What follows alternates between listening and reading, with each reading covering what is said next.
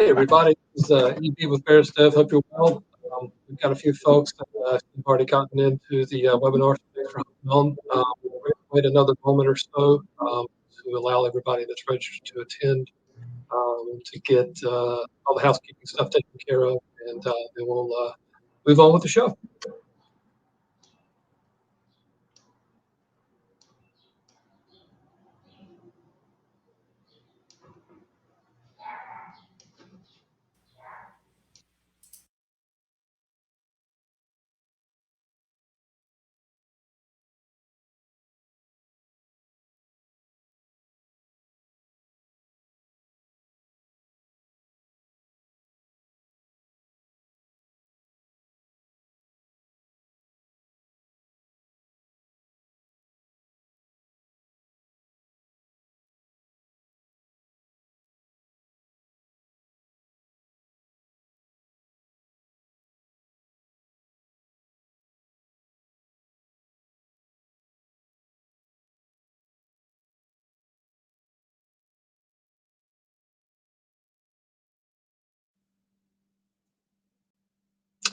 Okay, everybody, we are right at 2 Eastern, and so we're going to get things started off. Wanted to introduce myself. My name is Edward Patton. I go by EB.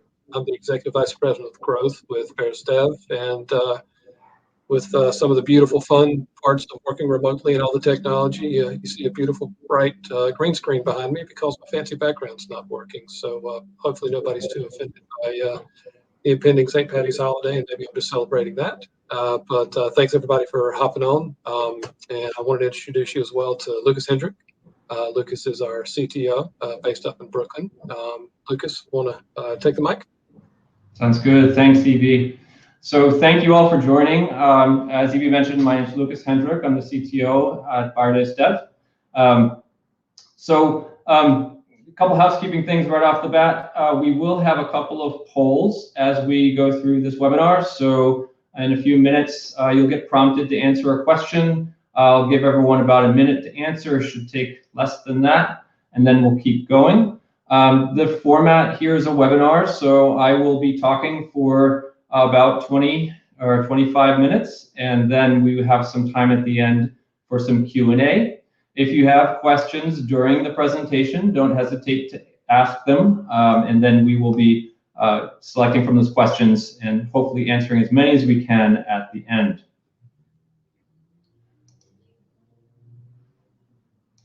So, at this point in the pandemic, I think if any of you have ever run a road race, this is like mile 19 of a 26-mile marathon. We're all feeling a bit of fatigue, and I think we're all very excited about the prospect of things getting back to normal in the relatively near future. We'd like to take this time to kind of, as an inflection point, to share some of the lessons we've learned during the pandemic, with the hopes that can add value for all of you. We are a software solution provider.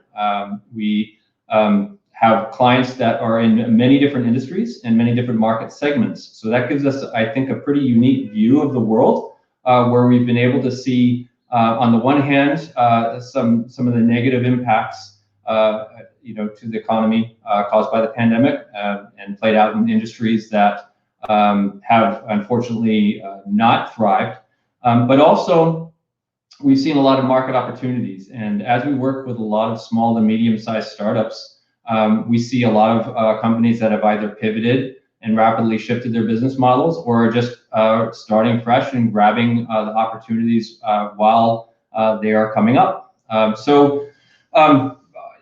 Just as a sort of maybe for those of you that are parents and have children at home, we know that flexibility has become a hallmark of this past year, as well as adaptability for us as working professionals and as parents. And I stress that because while we'll be speaking about some, I think, valuable lessons learned, I don't want in any way to minimize the impact that the pandemic has had, and really in two areas. One, in terms of our mental health and well-being, As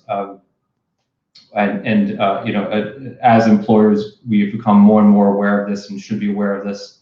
But also for women who have had to leave the workforce, in part to help support families and their children in school. I think this is a real thing that's occurred, and I think as employers, as hiring managers, as leaders in our organizations, these are two areas I think we need to pay a lot of attention to in terms of supporting our employees. So that said, what we've also seen is acceleration. And just to provide some numbers, and I'll be providing a few anecdotes throughout this presentation. We'll be sharing all of this afterwards. But according to a McKinsey report, the amount of digital acceleration, so measured by more digital assets or products in company portfolios, has increased by a 7-fold factor in 1 year. So the progress of 7 years historically condensed into 1 year. I think that for those of us that have been fortunate enough to be working, we felt this both rapid adaptation as well as sort of this constant acceleration, and technology being both the driver and being also the product that we're producing. But I think the impact of that is to kind of feel like you're going from 0 to 200 in 2 seconds, and I think there are some obviously drawbacks to that, but there's a positive side as well. And so we have our first poll, so we'll take a brief pause.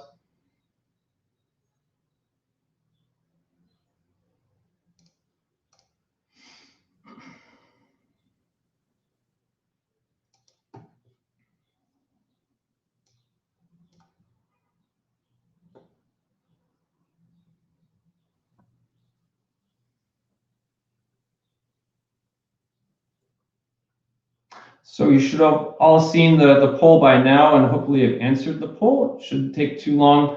I'm going to move on. So I mentioned how there's been some drawbacks to this rapid forced evolution of how we work and what we're producing. But an evolution is evolution, and evolution is growth and change. Both in how we think and also how we use technology and utilize technology in an effective way. I like to think about this in terms of an analogy. If anyone has ever lifted weights or done any kind of strength training, you know that in order to build new muscle, you have to break old muscle. And I think that's what a lot of organizations have been going through, this sort of tearing of muscle tissue to build up new muscles. Also, I think that the adoption of remote working, for example, while it's been a forced adoption, it also, I think, has forced us to really think about how we utilize our time, how we utilize physical spaces, and in some ways, I think we could have done this sooner, and now we'll be looking back saying, well, why didn't we do this in the first place? One anecdote I want to share, I was talking to an industry colleague of mine back in June, a CIO at a major financial institution. And in June of last year, people were still in transition, and he had managed to get 70% of his workforce fully online. And this is a financial institution that had most of its operations were on site. So a major feat. But he said the most notable thing was that they hadn't missed a beat in terms of productivity. So what's going on with the 30%? What is is that dead weight? And that's I think a very cynical view, and I think the incorrect view. I think that we'll revisit this later as we talk about talent. I think that another change is going to be to see how we can more effectively utilize people in this new hybrid world of remote and on-site work. So one other, I think, attribute to or characteristic of the pandemic that we'll be reflecting upon is how it's almost as though time stopped and sped up at once when when everything shut down initially, it was kind of like the end of cycles. So any planning that had been done at the beginning of the year, out the window, and no real certainty in terms of when this time would end. In a sense, it's forced everyone to adapt to a startup mentality. And what I mean by that is that if you run like a startup, and essentially all businesses start this way, you're looking at a market opportunity and you're seeing how fast you can get there before the competition does. So you can have success with that particular with value proposition that you have.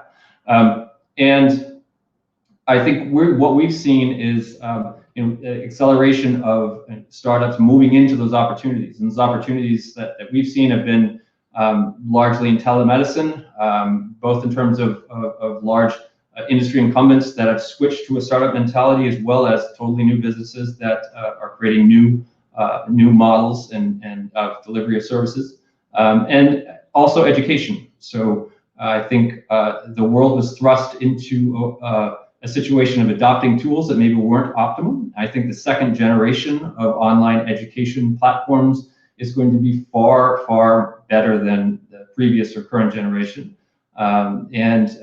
I think the irony is that that might be a contingency plan in a year when we go back to full classroom learning, or maybe we won't. Maybe we'll stay hybrid. But these are opportunities that are part of a shifting market landscape, and without the normal business cycles, it means that there has to be an increased agility, meaning that we need to deliver faster and experiment more, and as those opportunities arise and then move. And one anecdote I'd like to talk about here is as far as the startup mentality and willingness to experiment and innovation.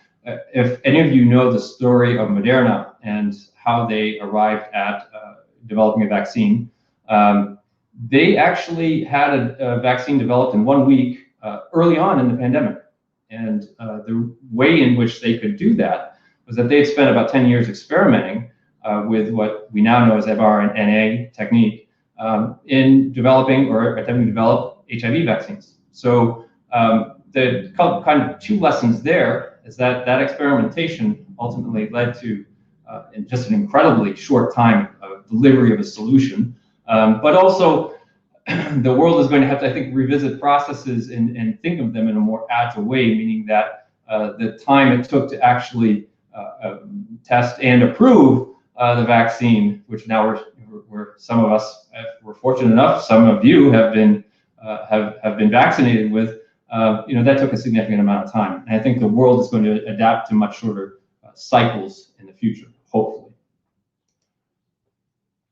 So to kind of get to I think what's at the meat of the webinar, I want to share some thoughts around specifically technology adoption and changes we've seen in the technology landscape.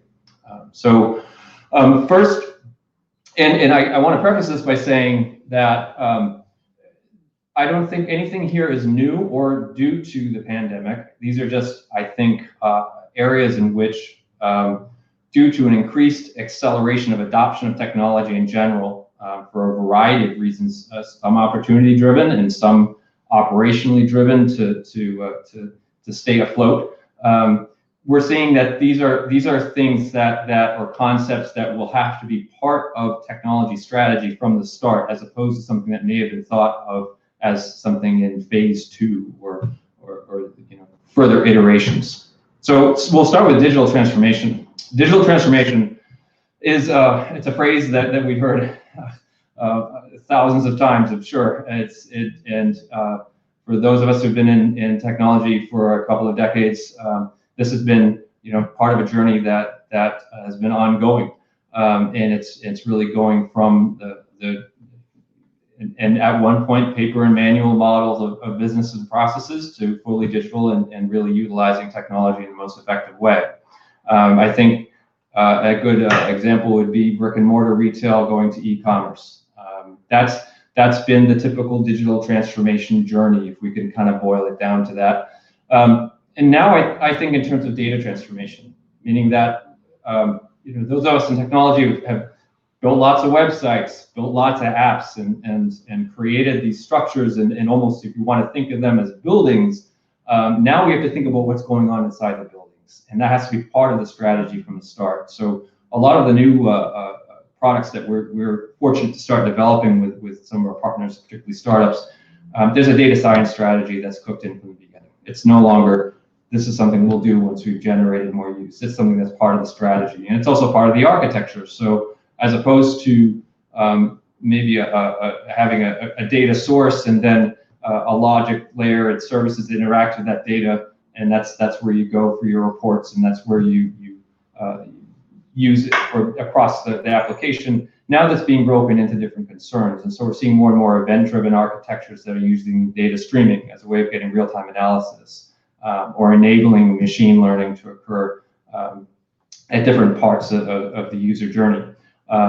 It also means separating out what is necessary in real time and what can be used as the aggregate data and put in cold storage. And in some cases, we're seeing architectures that don't even have a database as what we used to think about. So that is happening really at the beginning of the product development cycle, and not happening at some point in the future as a nice to have. And I think that everyone's going to be incorporating that going forward. Sort of along those same lines, supporting that. So DevOps as a concept, I'm sure many of you are familiar with. It's basically closing that loop of committing code, deploying to production in a safe way, secure way, and as quickly as possible to get to market. That's one way of looking at it.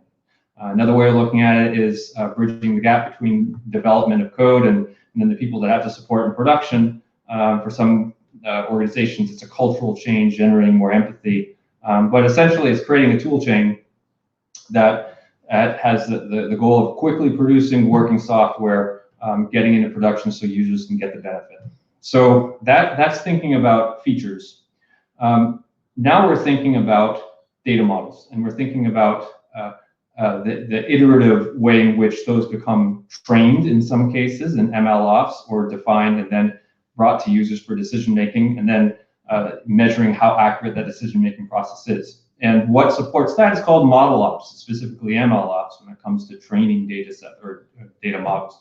So if you have a data strategy and a data science strategy, then you may have a DevOps strategy to get your features out. Well, now you have to be contemplating from the start, how are you going to implement and continually iterate upon your data strategy as it's utilizing data models, machine learning, different aspects of what fall in the rubric of AI.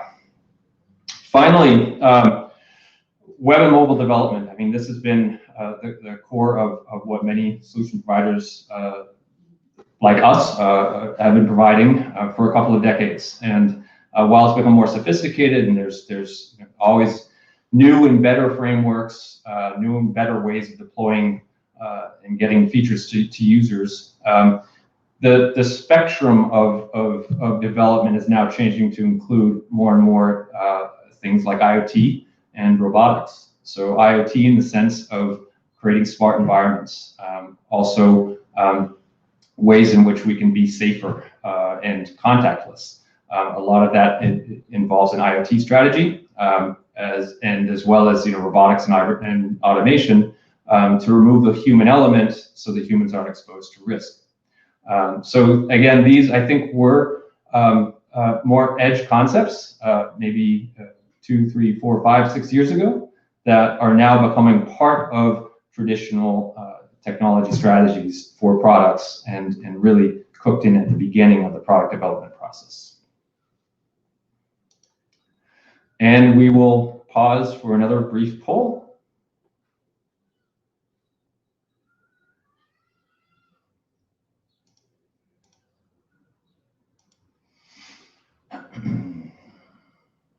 That's a fun question.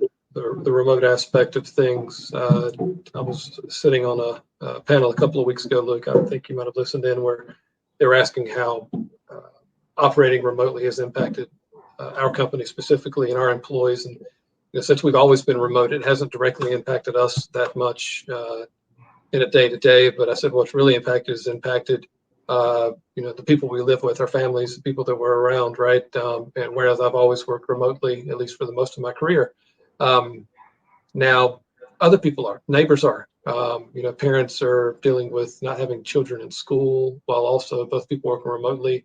And that's really the hardest thing to figure a way around them. Like I mentioned earlier, we've even got this, fancy green screen set up behind me, and it doesn't work today, and it's okay. You can kind of pivot and adjust to it, but it's really something I think that's we're seeing more and more that people kind of like working from home for the most part, it seems.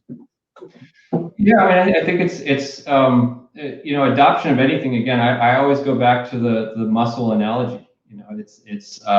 It's challenging at first, and it might hurt a little bit, but that will ultimately create muscle memory, and that muscle memory is what makes people feel comfortable and productive.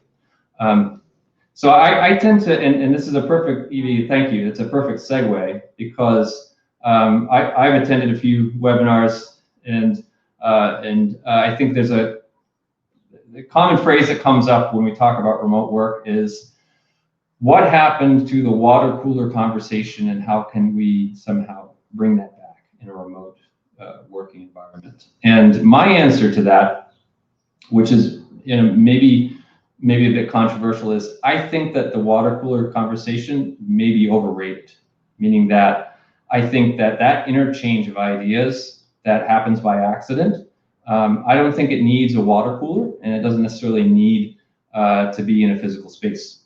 And I think part of how would I back that statement up? I mean, the World Wide Web was born in 1989, and it was born out of necessity for researchers in the area of physics to exchange ideas, collaborate in projects across vast geographical distances. I don't think at that time there was much thought or dedicated to how that impacted how they interchanged ideas. I think that it was just part of the how they would work. And I've been working in software development, for about 25 years, and almost 15 of those I've been working from a remote home work office situation. And I've always seen it as a benefit, because where you might lose that spontaneous interaction, on the one hand, what you gain is this control over your working day, ability to really organize and focus on what's important, and ultimately be more productive. So I found it to be more beneficial. And I think how that works in a larger organization, and particularly in our organization, is that our attrition is way below the industry standard. I think that when people are given the autonomy to design their working environment within parameters, and we'll talk about security in a minute, about those parameters, I think you unleash this productivity and spontaneity which can occur, and ultimately achieve what might happen by accident by the water cooler. So those are my thoughts there. Now, as far as how the smart working, talking about the benefits, and how organizations are learning and changing. Well, we've been remote first, so in some sense, we've watched how other organizations have adopted different practices, and we've tried to guide that towards what works for us. And there's some pretty simple rules, I think. One is that security has to be a first concern.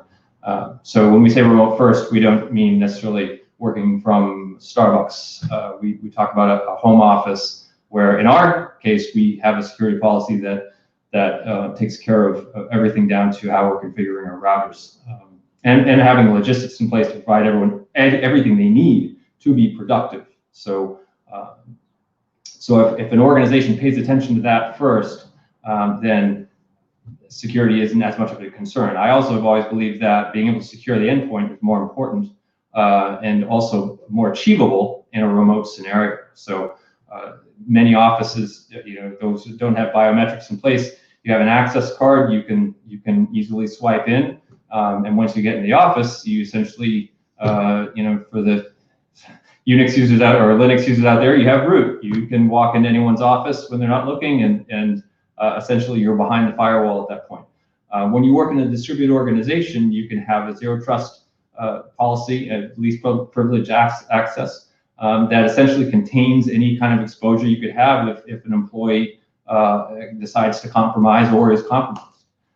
And as many of you know, the more high profile and breaches that have occurred in the past few years, usually social engineering is the culprit, meaning that it's the human element, it's not necessarily the technology. And one, you could say, benefit of social distance is that it's not as easy to apply social engineering. So that's on the security front. But just from a business continuity standpoint, clearly, if there's a remote first policy in place and there's the office as an option, but not a requirement, then you really have continuity. There's no impact whatsoever. Obviously, I think that applies mostly to knowledge workers, and so technology, but also any job where you're not physically fabricating something in an office or a factory. Now, I think what will occur again, and something that I think we've always believed as an organization, is that face-to-face interactions are incredibly important. And by saying you're remote first doesn't mean that they aren't important and it cannot be used strategically. So I think, on the contrary, if you design meetings and interactions face-to-face around very specific activities strategically, you can actually achieve much more than if those activities would occur every day, marching in and out of an office. So we've been able to achieve, for example, design activities that might take 2 weeks in person. We can condense that, but 2 weeks as a combination of in-person and remote. You can condense that into 3 or 5 days of very intense activity where everyone knows exactly why they're there, and there's an added importance to being there. So it's an engineering concept, separation of concerns. I think by separating how to be most effective and productive individually with autonomy from how do we best interact as groups, we can more safely design those spaces where we can get a high magnitude of results from that interaction in person when necessary, planned and safely, as well as asynchronously in a remote context.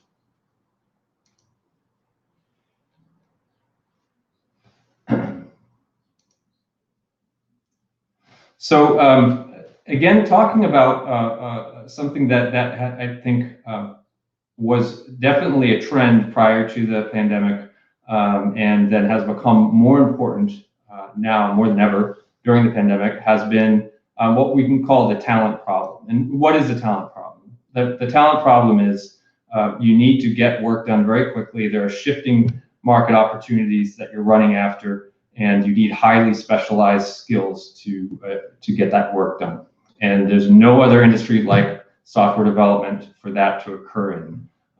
Traditionally, people have been restricted to hiring in local markets such as San Francisco or New York, where you have a very small talent pool to select from, and you're looking at very specialized roles. It means a higher cost, it means a higher risk, it means more attrition. So what the pandemic has introduced has been, in some cases, that still occurs, and yet you have more risk of trying to hire people, so it's even more challenging. In some cases, though, it's actually created increased supply, in the sense of, unfortunately for many people, they haven't been able to sustain work because companies just haven't been able to be successful, and that creates more talent in the market. So, but it's again, in this shifting landscape, how do you best attack the talent problem so that you have capacity to get done what you need to get done? And so, I'm going to talk about how we've approached this, but I think this is something we'll see across the board. And one thing that enables this is obviously an acceptance of remote work as not a choice, but the reality. But also, I think this is going to form technology strategy in many organizations if they haven't adopted a similar strategy. That And what I mean by that is it's a combination of things. One is looking at the talent solution as constantly recruiting in areas that you'll see ongoing demand. So not waiting for the last minute to get a budget approved and going out and hiring a team, but having a constant pipeline of talent to draw from. So the way we treat that is almost the way you might think about lead generation and having a sales funnel.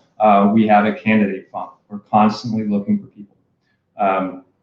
Now, to do that at scale, you have to have a process that's as automated as possible, and also uses, to a certain degree, AI or algorithmic technique to best match up the attributes you're looking for, the skills, the special skills you're looking for with that population.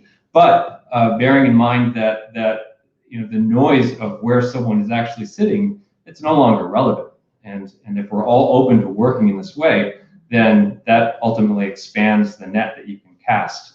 And to provide an example, in the past year, we took in over 1.7 million job applications.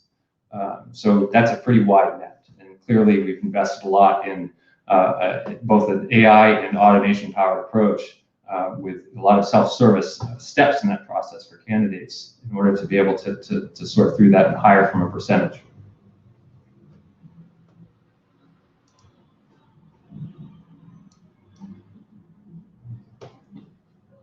So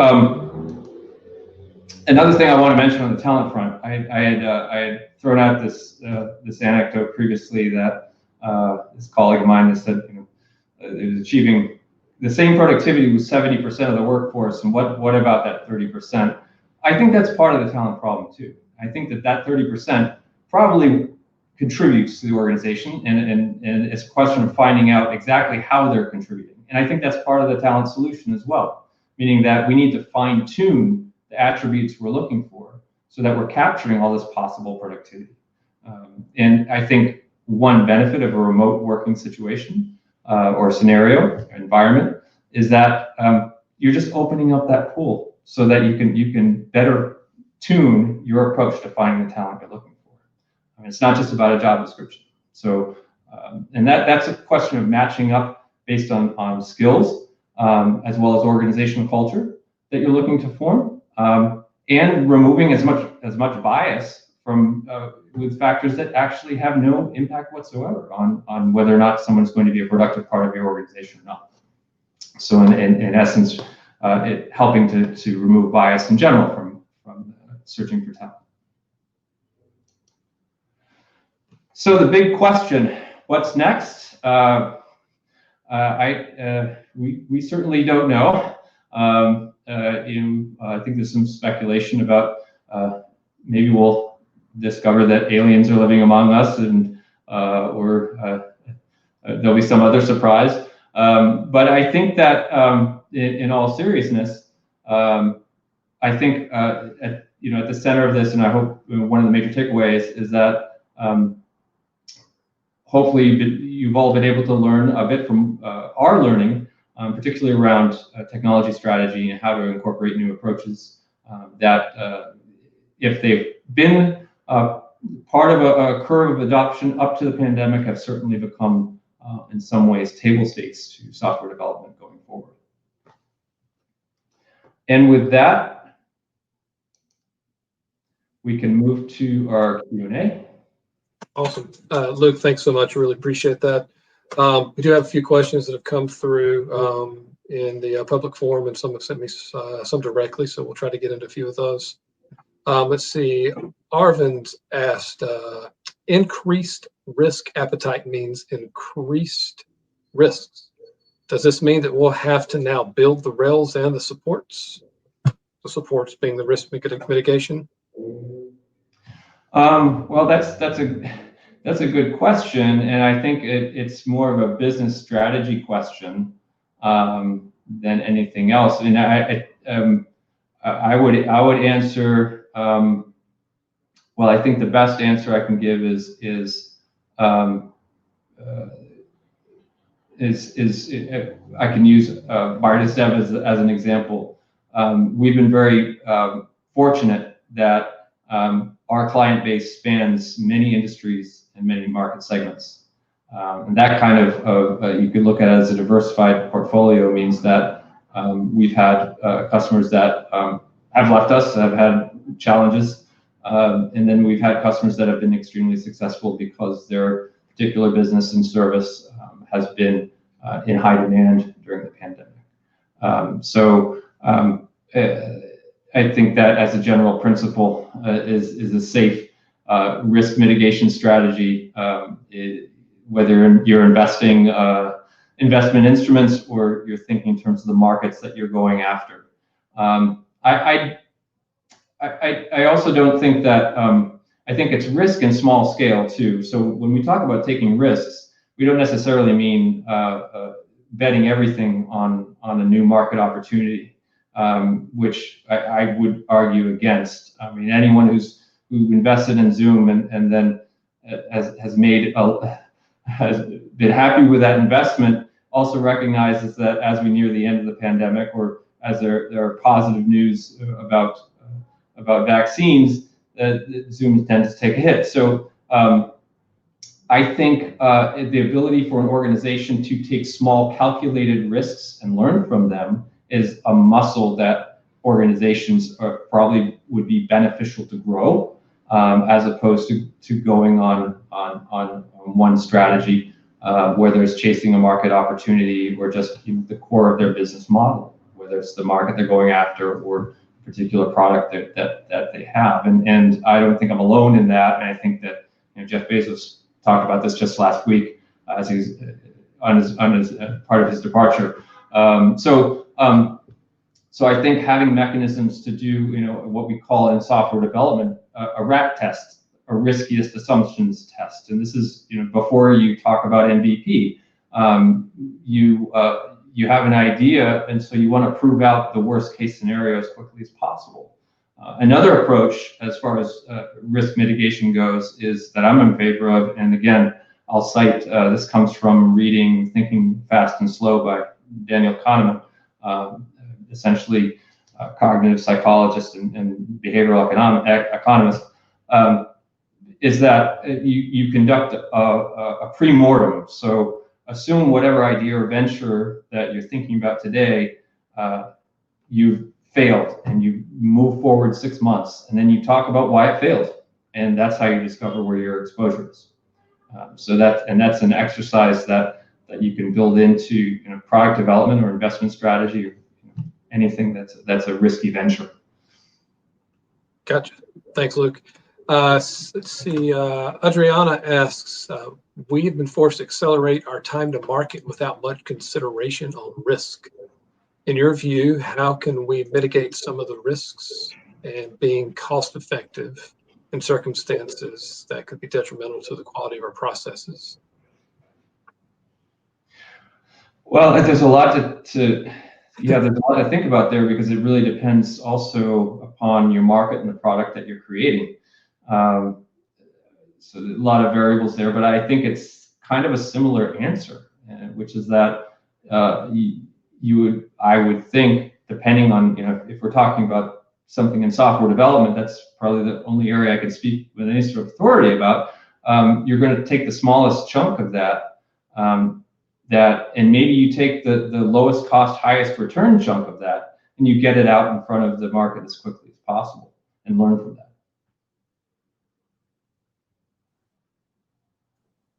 Perfect. Sorry, I couldn't find the mute button.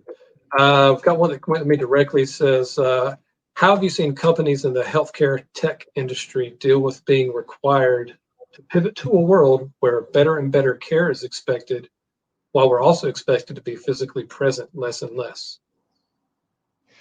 Well, I think the general observation is, I think that there's a lot of market opportunities that have come out of this, meaning that how you can either, if you have to deliver a service in person, how you can minimize that exposure. That's an opportunity. That's a market opportunity. We see people doing that. But I think more and more delivery of services online exclusively, as well as diagnostics. Really looking at the supply chain of health service delivery.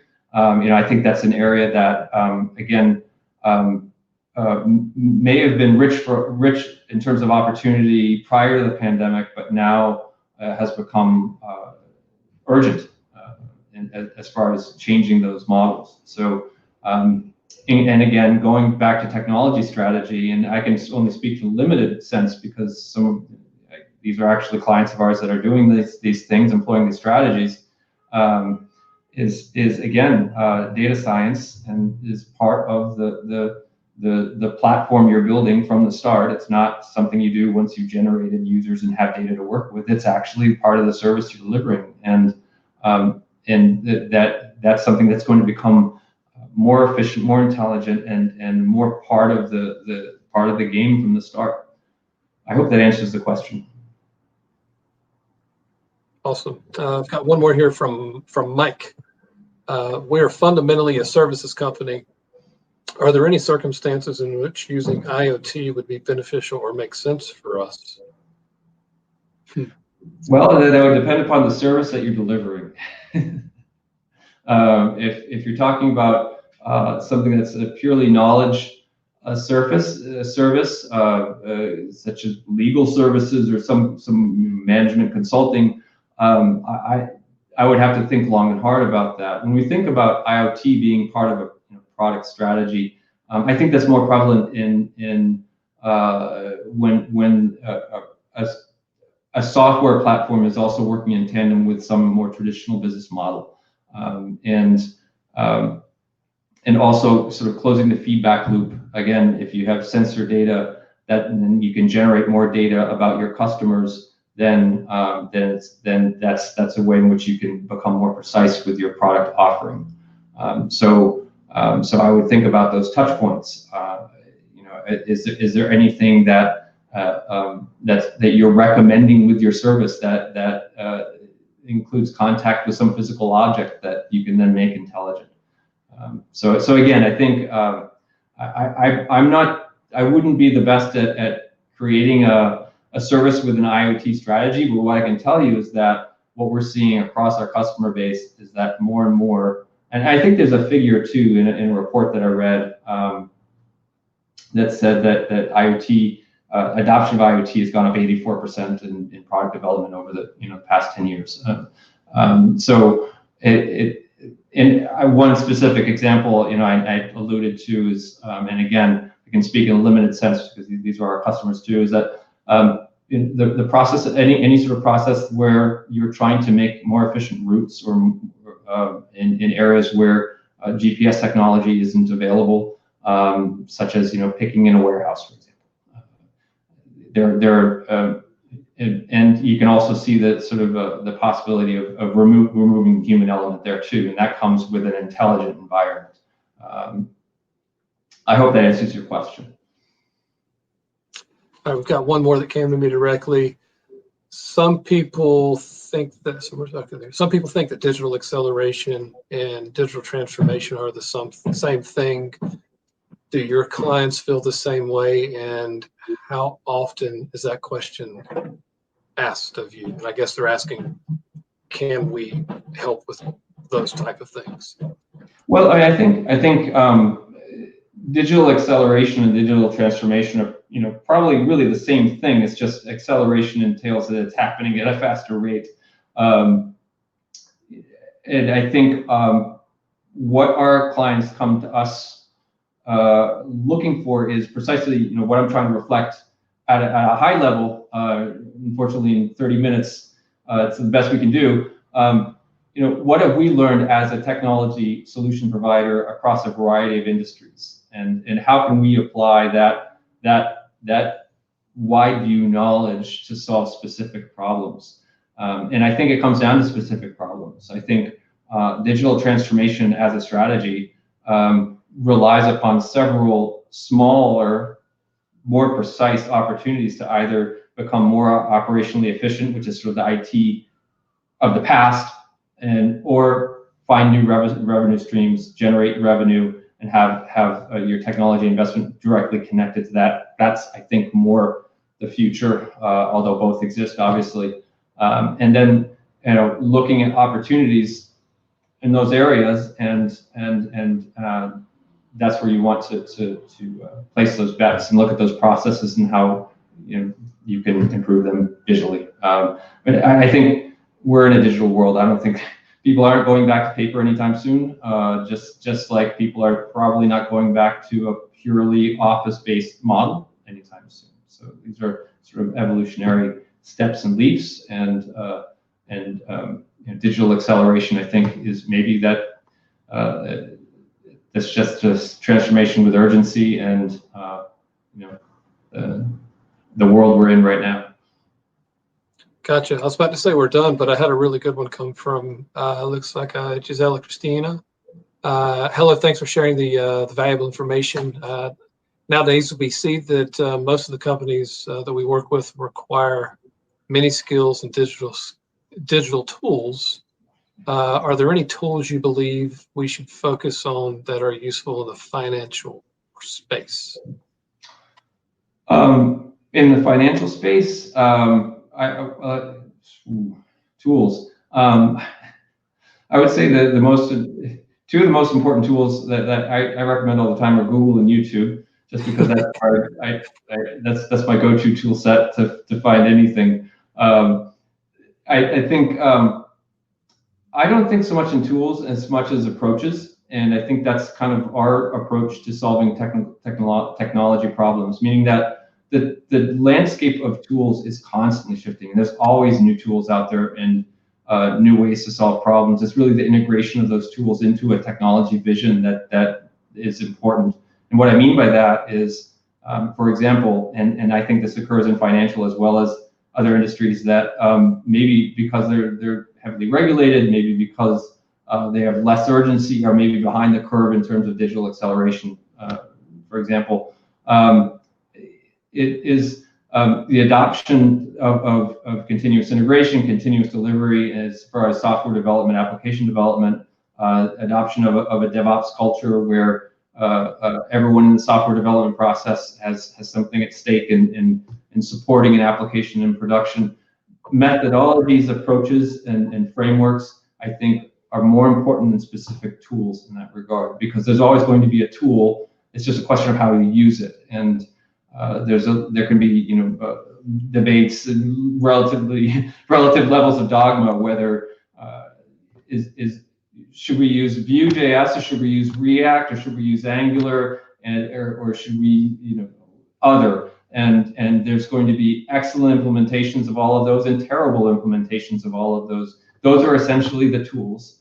But if you don't have an architecture and a vision that connects directly, again, I think, to something in terms of generating new revenue or making your current operations 10x or 100x more efficient, then it's not so much the tool. Tools aren't the problem. There are too many tools. It's really the vision tying them together in a way that actually makes business impact. I hope that makes sense. Yeah, absolutely. Oh, it does to me, at least. So I'm going to give you a little bit of a reprieve here, Lucas. You've been talking for quite a bit, and it's really good stuff, and I appreciate that. For everybody that's been here in attendance, really appreciate you hopping on as well, and also for the folks on our team that are working in the background, making sure everything's functioning as it should back here. We appreciate that as well. We are going to share the slides that Lucas went through here for everybody in attendance. When you logged in and registered, if you provided your email address, we'll use that to send that information out there as well. We'll also include the contact information for myself and Lucas in there.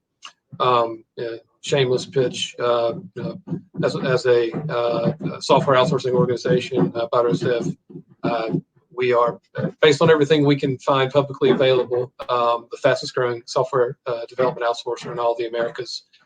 So if there's anything we can help you with in that regard, we'd love to hear from you. But more than anything else, we do hope that you came away with some good information today, and some things that can help you in either your professional or personal career. But do not hesitate to reach out to us individually. If we didn't mean it, we wouldn't give you our contact information. With that, Lucas, is there anything else that you wanted to cover or mention? No, just thank you all very much for attending, and I hope this has provided some value for you.